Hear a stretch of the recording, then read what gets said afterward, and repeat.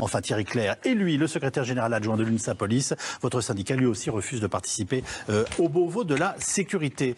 J'ai une première question. Thierry Clerc, c'est votre seul moyen de pression, ce refus pour l'instant d'aller participer à ce Beauvau. Alors déjà, c'est quelle mauvaise idée d'appeler ça un Beauvau de la sécurité, c'est grotesque comme toujours quand on met des intitulés comme ça. Mais j'allais vous dire, c'était une façon de se mettre autour de la table pour savoir ce qu'est la place des policiers dans notre société, les moyens qu'on leur donne et leur rôle. Écoutez, déjà, tout d'abord, par rapport à l'action de Grenoble, bien sûr qu'il y a une part symbolique. Mais ce symbole également, il signifie que les policiers sont mal dans leur peau et sont mal par rapport à ce qu'on leur demande. Donc, effectivement, ce Beauvau de la sécurité, ça pourrait être l'occasion de dire qu'est-ce qu'on attend de la police, quels moyens on lui donne, qu'est-ce qu'on veut faire avec les policiers et comment on s'organise concrètement sur les années à venir dans le cadre d'un plan éventuellement triennal. Tout ça, effectivement, on ne peut pas y être opposé, cela étant. Dans le cadre de ce qui nous a de l'ensemble des réunions auxquelles nous avons déjà participé avec le ministre de l'Intérieur, oui. Lorsque le président de la République nous a reçus le 15 octobre, un certain nombre de sujets ont déjà été mis sur la table. Ces sujets au cours desquels nous avons déjà développé, sur la protection fonctionnelle des policiers, sur l'aspect social du protocole d'accord de 2016, bref, tout un tas de choses sur lesquelles il y a effectivement une attention particulière. Mais avant d'avancer plus loin, faut-il qu'on ait des réponses concrètes sur déjà ce qui a été annoncé. Aussi sévère que Frédéric Lagage sur les récents propos du président de la République, notamment lors de son interview chez Brut. Écoutez, il y a le terme... Est-ce que ça vous a choqué? Est-ce que vous vous êtes senti, en l'occurrence, mis en cause par le chef de l'État? Il y a des propos qui ont été tenus, notamment, si vous voulez, en fait, c'est quelque part l'amalgame qui est fait lorsqu'on parle de plateforme de signalement contre les discriminations. Est-ce qu'on parle du logement, de l'emploi? Parce que quelque part, le président en a parlé, oui. Mais également, il a parlé notamment du contrôle de faciès et juste après de cette plateforme de signalement contre les discriminations. Ça veut dire que, concrètement, pour mes collègues, les seules discriminations qui existent et qui méritent une plateforme, ce sont les discriminations par rapport au contrôle de faciès, par rapport au contrôle d'identité. Et je veux dire, c'est pas un raccourci, c'est la présentation telle qu'elle a été faite, en tout cas, qui crée justement de l'émoi dans les rangs des policiers, où aujourd'hui nos collègues sont désabusés. Ils savent plus ce qu'on attend d'eux, ce qu'on veut faire d'eux. On est dans un système de balancier, tantôt on les adule, tantôt au contraire on les met au pilori. Et c'est ça, justement, le souci aujourd'hui. On en est arrivé au stade en ce moment où on se demande, ils tiennent la République, hein. Oui, oui. Il veut te préparer, Thierry Clerc? Écoutez, les policiers, je dirais, ont toujours le mauvais rôle, en l'occurrence, par rapport au confinement. On vit une période très difficile, on l'a vécu en début d'année, on la revit maintenant. Pour les policiers aussi, c'est compliqué. Et finalement, on nous envoie au charbon pour dire, voilà, non-respect du confinement. Alors c'est vrai que le policier doit aussi travailler avec discernement. Il ne faut pas l'oublier non plus. Le problème qui se pose aussi, c'est contrôler dans la rue les gens. Mais contrôler, alors qu'on nous montre du doigt le contrôle au faciès, on contrôle qui? Quand il y a une seule personne, effectivement, il ne peut pas y avoir de faciès, mais quand vous avez une multitude de personnes, donc qu'est-ce que vous faites? Vous contrôlez sur initiative ou vous attendez effectivement les réquisitions? Et c'est là-dessus, effectivement, que tout le débat aussi peut s'engager. Parce que quand on parle de contrôle au faciès, respect du confinement, mais sur quelle base légale, effectivement, travailler? Là aussi, il y a un vrai sujet. Donc je pense que véritablement, cette période du confinement est difficile. Le 31 décembre, habituellement, qui devrait être une fête nationale, ne l'est pas, et effectivement est une période très compliquée pour nos collègues. On comptabilise plus aujourd'hui les véhicules brûlés, mais il y en a toujours énormément. C'est faramineux. Voilà, donc c'est vrai que c'est compliqué pour nos collègues, et nos collègues ne sont pas à la fête le 31 décembre. Oui, les policiers, ils ont besoin de reconnaissance. Ils ont besoin d'être reconnus.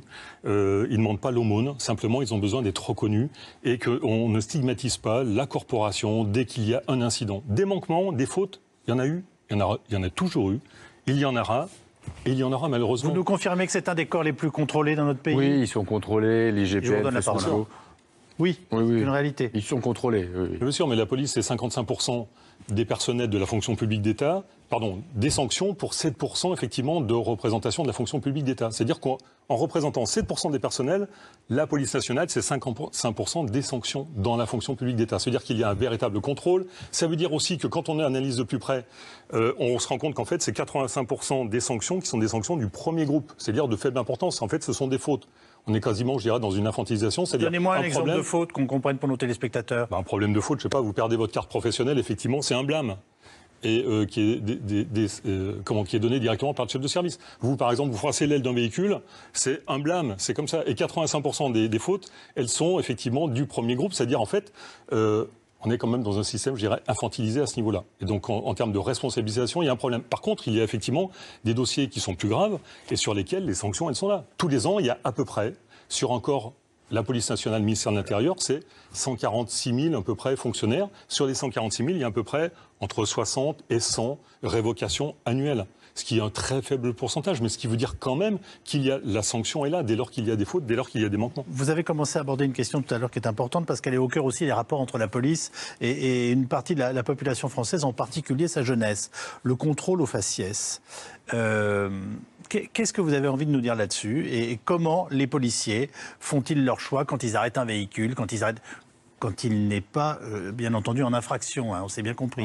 Voilà, une infraction est une infraction, et c'est pour ça que les rodéos continuent d'être une plaie pour, évidemment, d'abord les gens qui vivent à côté de ces rodéos. Mais voilà, le contrôle au faciès, est-ce que ça fait l'objet d'un débat, et est-ce que vous comprenez que ça heurte, ça choque, et que ça soit une question, alors, pour le coup, qui vous soit opposée? Je dirais que depuis des années, le contrôle au faciès fait l'objet d'un débat. L'article 78.2 n'a cessé d'évoluer depuis que je suis rentré dans la police. Ça fait quand même maintenant, malheureusement, je dirais, quelques années. Oui. Et donc c'est vrai que le contrôle d'identité se fait sur une base, bien sûr, légale, juridique, qui est l'article 78.2 du Code de procédure pénale. Et il y a, par contre, dans le cadre de ce contrôle, des contrôles qui sont faits sur réquisition, c'est-à-dire que le policier il est appelé, on l'appelle à intervenir dans le cadre d'une mission, il y a un tapage dans un square, il y a un hall qui est occupé, il procède au contrôle des personnes qui sont présentes. Et puis vous avez le contrôle sur réquisition du procureur de la République, vous avez le contrôle d'initiative qui se passe lorsque vous filochez par exemple des gens, enfin bref, il y a tout un panel qui fait que le contrôle se passe dans un cadre légal. On va écouter, si vous le voulez bien, le sociologue Fabien Jobard. Paris, on se croise les bras et on regarde passer. Je veux dire, déjà, à force de mettre au pilori, effectivement, de placer au pilori nos collègues, bientôt, on a déjà du mal à recruter, mais comment est-ce qu'on va faire pour recruter des fonctionnaires à 1 600 € par mois, avec le descriptif qu'on a, qu'a fait justement mon collègue, oui. et par rapport à ce qui est vécu quotidiennement. C'est pas possible. Donc les gens ont se déraciné parce que quand on est effectivement, on devient policier, c'est la région parisienne en termes d'affectation. Ça étant, il y a des gros problèmes de fond qui n'ont pas été réglés. Quand on parle, on est dans une société aujourd'hui où tout est judiciarisé. La procédure pénale, elle est extrêmement lourde. D'ailleurs, plus personne ne veut rester dans les services d'investigation. On ne se penche pas sur ces problèmes de fond. On dit il n'y a plus de problème, il n'y a plus d'effectifs sur la voie publique. Mais quand vous voyez effectivement cette procédure pénale qui est lourde, des collègues qui ont 300 à 400 dossiers d'enquête qui leur sont donnés, qui ne débouchent absolument sur rien. Quelquefois, il y a seulement des civilement responsables à entendre. Je veux dire, c'est pas possible. On ne peut pas continuer comme ça. Non, simplement, nos collègues ont le sens du devoir. Simplement, ils ont besoin de considération et de respect. Merci infiniment d'avoir participé à cette seconde partie d'émission. Dans un